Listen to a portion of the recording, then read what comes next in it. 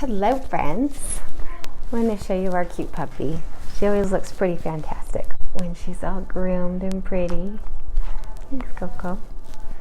So, fun thing that I've learned that we're calling the Coco Principle around here, I dubbed the name, is that Coco went in for her well check at the beginning of the month and she weighed 9 pounds. Now, a Maltese should weigh 7 pounds. So she was overweight, and I asked the doctor, I'm still learning how to be a mama of a dog. So I asked the doctor, okay, he looked her over otherwise and said, she's looking really good. I was like, great. But he said that she should have a little waistline, and she didn't have a waistline. Okay, that's enough.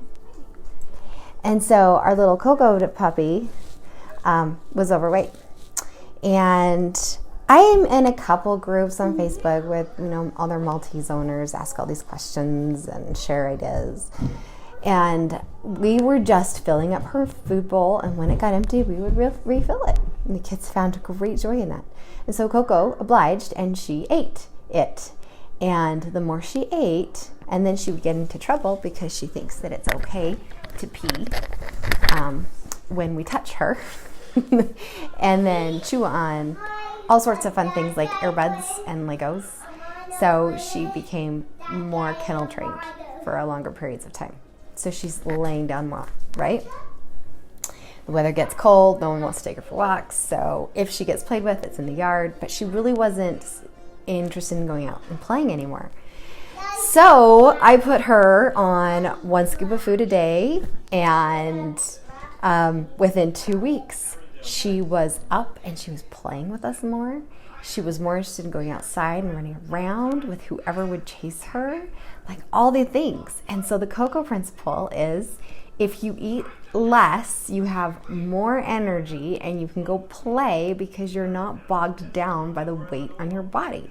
And I was like, oh, now I tell you, when I came home from the vet and I told my family that Coco was overweight and we needed to put her on a diet, it was like a shockwave got dropped in our house and reverberated. And it literally a shockwave. He was like, what? Like, we've never heard this word diet in our house before. We know what we eat. We know we have a lifestyle, but we never heard diet. And we never heard the word overweight. And so to have this shockwave of like, we have a dog that's overweight, what do we do? It was really, really interesting.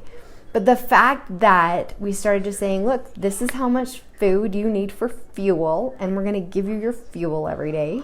And then you get to go play. And she's up and she's moving around the house, and she's just way more interactive because she's not fat.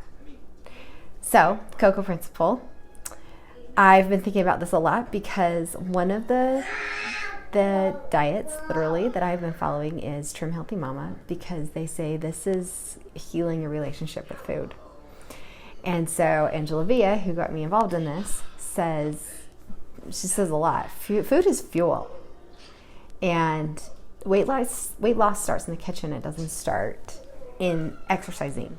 And that is 100% true, because I'm seeing far more results by keeping that in mind. Like, food is fuel. What do I need to fuel in my body right now?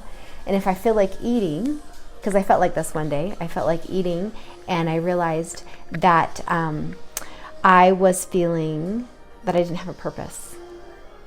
And so I went to my emotion and oil book, and I was like, what oil can I use that will help me feel purposeful? And it was Roman chamomile. So I put Roman chamomile in my third eye, and within 5 minutes, I was off and doing other things. I didn't feel like I needed to eat anymore. And I didn't need to eat. My stomach was full. And so that's what stopped me from eating, was I was like, do I really need food right now? Or is there something else at play? So food is fuel. When you use food for fuel, you have more energy because you're not eating food for emotions and all that other fun stuff. I thought that was really interesting. So the Coco Principle is very much on our minds right now because we literally have to feed her every day. And we have to remember, did we feed her? Because there's 9 of us in the house. And so we have to remember, did anyone do it, or did too many people do it? And then I pay attention to what gets dropped on the kitchen floor. She had some chips this morning.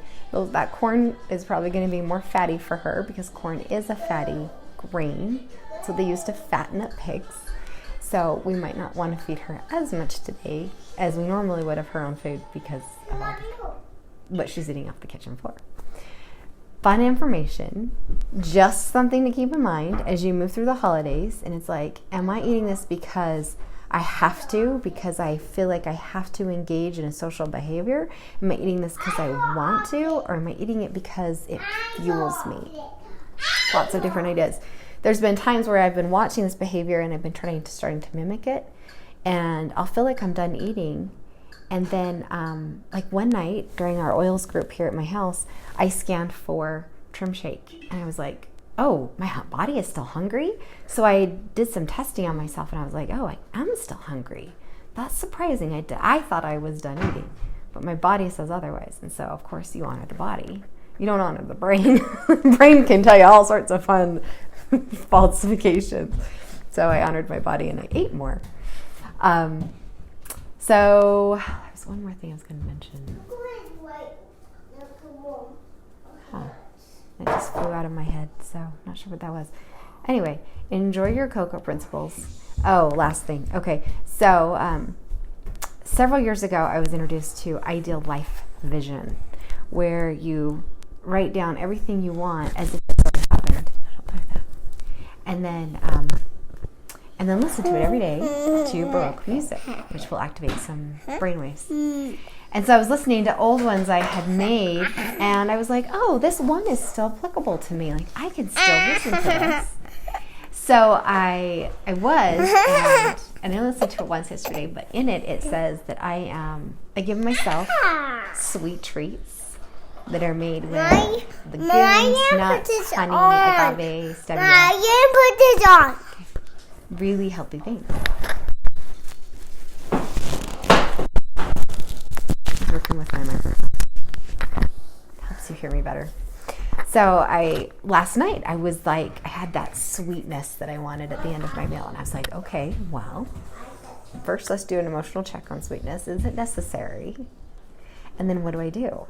And so instead of going and finding the hidden Halloween candy that we still haven't yet put on our gingerbread house, I was like, let's activate what I just listened to this morning. So I roasted some pecans and threw some maple syrup over them with some salt, and that was my sweet treat. And believe it or not, I didn't eat that much because I already knew what it was I was consciously creating for myself, and then I ate it.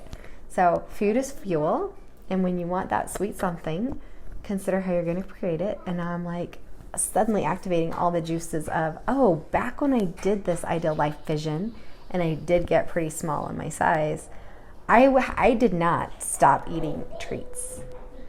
I made a whole bunch, and so now I'm remembering what all those were, and I'm like, ooh, it's time to pull all that stuff out for me and the kids so that we have a sweet something during the middle of all the parties happening this week, all the Polar Express watching and hot chocolate bars and all the things that are going to be out, that my kids are like, but we want something, Mom, and we want to be healthy, but what do we eat? And they have to have something by Mom that's fun and healthy and at home so that they do it. So I'm like, oh, today I'm making baguettes so we can do dipping sauce, oil and vinegar as the after school snack, because they'll come home feeling like, wow, warm, fresh, homemade baguettes this way, delish.